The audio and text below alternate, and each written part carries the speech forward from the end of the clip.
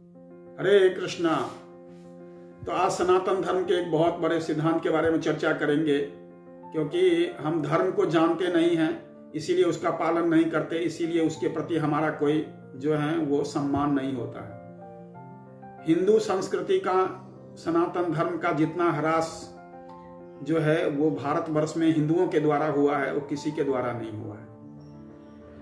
परंतु सनातन धर्म में कुछ सिद्धांत ऐसे हैं जो इस अभी तक टिके हुए हैं, क्योंकि उनको ड्राइंग रूम में बैठकर नहीं लिखा गया। संस्कृति को 1000 साल की मुसलमानों की गुलामी और 200 वर्ष की अंग्रेजों की गुलामी के बाद भी भारतीय संस्कृति जीवित है, भारतीय सभ्यता जीवित है, सनातन धर्म जीवित है।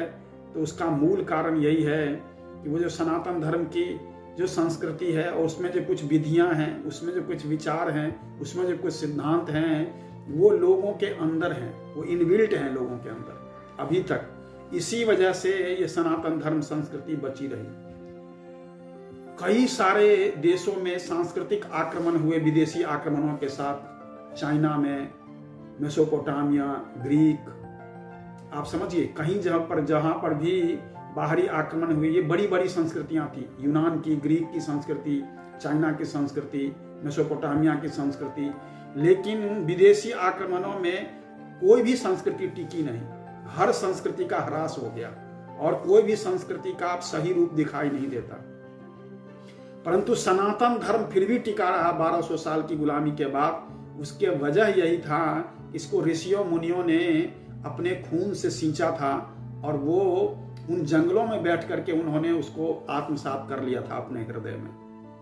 और लेकिन दुर्भाग्य की बात यह है कि भारतवर्ष के आजाद होने के बाद अब ये चीजें धीरे धीरे हिंदुओं को अपने हिंदू धर्म के प्रति जो है वो सम्मान नहीं है। हिंदू ही हिंदू धर्म के जो हैं वो बर्बादी के बहुत बड़े एक कारण बन गए हैं, क्योंकि वो अपने धर्म के बारे में न जानते हैं, न उसके बारे में जानना चाहते हैं, न जो है उसका पालन करना चाहते हैं या काल पर पालन करते हैं।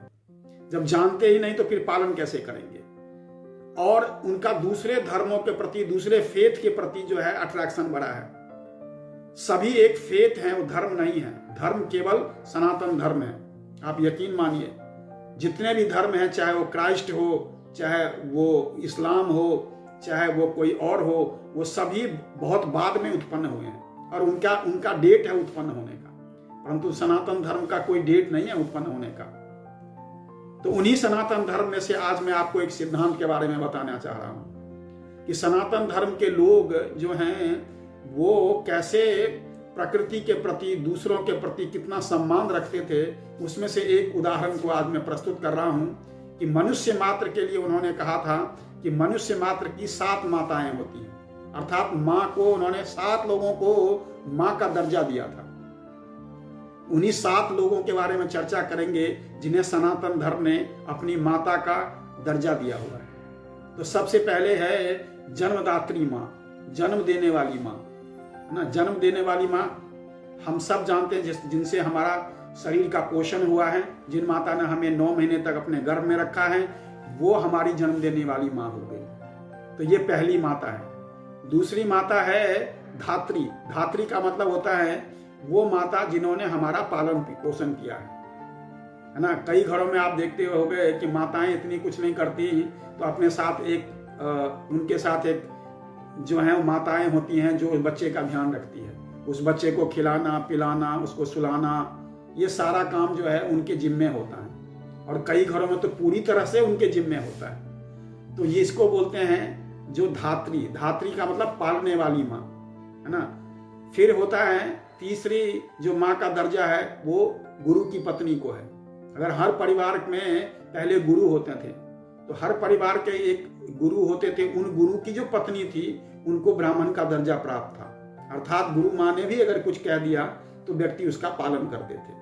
और चौथा है ब्राह्मणों की पत्नी। जो समस्त ब्राह्मण लोग हैं वो उनकी जो पत्नियां थी उनको वो माँ का दर्जा देते थे।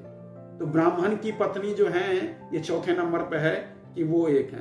5वें नंबर पर है राजा की पत्नी। जो राजा इस राज्य में राज करता है, जिसके संरक्षण में हम हैं, जिसके संरक्षण में हम जीते हैं, जिनके संरक्षण में हम धर्म का पालन करते हैं, जिसने हमारी सुरक्षा की हुई है, उसकी पत्नी को भी जो है वो माता का दर्जा मिला हुआ है। और फिर नेक्स्ट है गाय। गाय के बिना वैदिक जीवन की, सनातन धर्म की, सनातन संस्कृति की परिकल्पना नहीं की जा सकती। तो गाय के बारे में बहुत कुछ आपने सुना भी होगा, समझा भी होगा। तो गाय को भी उन्होंने माता का दर्जा दिया हुआ है। और गाय के शरीर में जो है, शरीर के रोए रोए में जो है वो हर जगह पर एक देवता का वास है। तो इसीलिए गाय का जो शरीर है उसको भी माँ का दर्जा दिया हुआ है। और जो सातवीं सबसे इंपॉर्टेंट है वो है पृथ्वी।